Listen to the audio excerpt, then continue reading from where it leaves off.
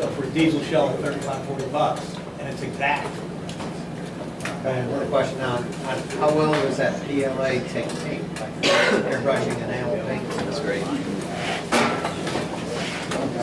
That's a airbrush gold, and I didn't finish it the way I finished this that you're showing off. right. So it still has some of the line detail to it, but if you were to finish it properly, it holds it just fine. Use I've done- automotive Bondo as filler to fill any imperfections. I've used Sand. squadron putty, I've used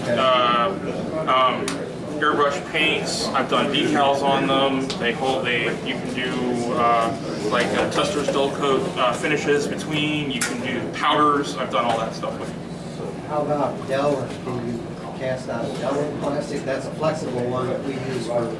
So there's a material called Ninja Flex that does flexible, but you have to have a specific special extruder head. So like this printer could do Ninja Flex, but we don't have an extruder head yet for this one designed that can do the Ninja Flex or the Semi Flex, which is a custom.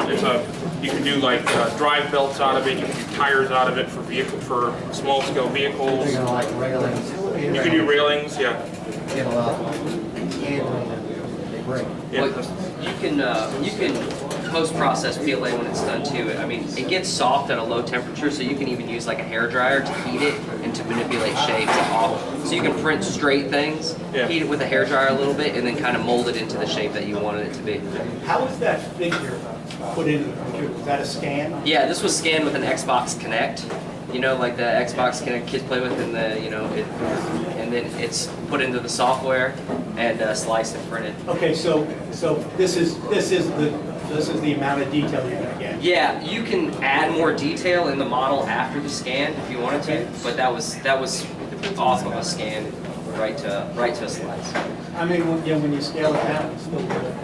And there's You know, remember too, that's one solid color, so there's no shading, there's no depth or anything. We so would when you- paint these in. Yeah, Yeah. when you add paint, it really changes. You can also print with certain colors, like this one. This is bronze, so it already gives you a color. If you're just gonna print that part that is a color. Yeah, I think for us, we would paint something just to get what we want.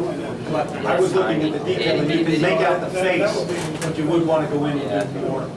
Look at the back. Maybe a little tiny, yeah. Controlling plastics at that level, you can, our printers come standard with 0.4 millimeter nozzle, so the filament that comes out is 0.4 millimeters.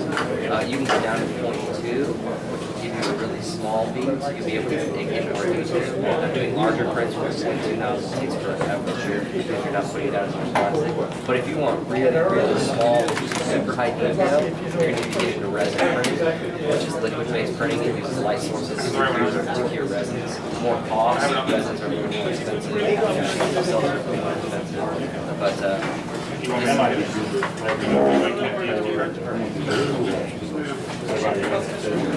much longer we do. He's thinking about the print. let me see. Well, Yeah, thank you.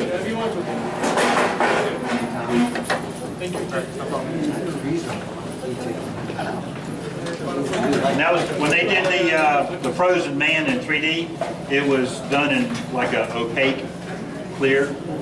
And the artist that got it, then he ended up washing it with this black to give it texture so that he could see what he was having to apply his paint to, because it was, with it being just the clear plastic, it was nothing, he couldn't see details in it, because it was such detailed printing that, I mean, it was amazing just watching it. But they had to do that, they had to paint it first so they could draw out the details. Skin texture, because he still had skin. You're gonna make something? No, this is because of the technology. Yeah, my card print is not working, so they will take it out. Yeah, to pick up this detail, there's two ways. If you have ABS, you can do something called acetone vapor. All you do is you take a drink, it's in a jar, and then you put like let's say here, and then I put something inside here, and I put my print on top of the acetone, not in the acetone, but something, and the acetone is on the bottom.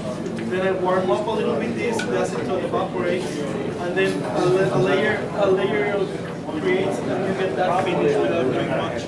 So that takes out all the acetal Aren't there higher grade of bulk materials? Even if you get a higher grade, because the way this is done is so layered and layered, yeah, So you're still gonna have that- you're